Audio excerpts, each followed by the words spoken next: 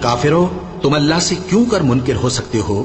जिस हाल में कि तुम बेजान थे तो उसने तुमको जान बख्शी, फिर वही तुमको मारता है, फिर वही तुमको जिंदा करेगा, फिर तुम उसी की तरफ लौटाए जाओगे। वही तो है जिसने सब चीजें जो जमीन में हैं तुम्हारे लिए पैदा की, फिर आसमानों की तरफ मुतवज्जे हुआ तो उनको ठीक ठीक 7 आसमान बना दिया, और वो हर चीज से खबरदार है।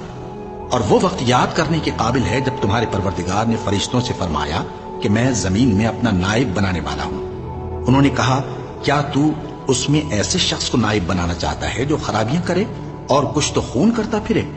और हम तेरी तारीफ के साथ तस्बीह और तकदीस करते रहते हैं। फरमाया, मैं वो बातें जानता हूं जो तुम नहीं जानते। और उसने आदम को सब चीजों के नाम सिखाए, फिर उनको फरिश्तों के सामने किया और फरमाया कि अगर सच्चे हो तो मुझे इनके नाम बताओ।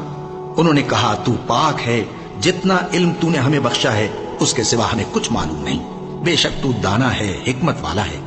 तब अल्लाह ने आदम को हुक्म दिया कि आदम, तुम इनको इन चीजों के नाम बताओ। सो जब उन्होंने उनको उनके नाम बताए तो फरिश्तों से फरमाया, क्या मैंने तुमसे नहीं कहा था कि मैं आसमानों और जमीन की सब पोशीदा बातें जानता हूं, और जो तुम जाहिर करते हो और जो पोशीदा करते हो सब मुझको मालूम है।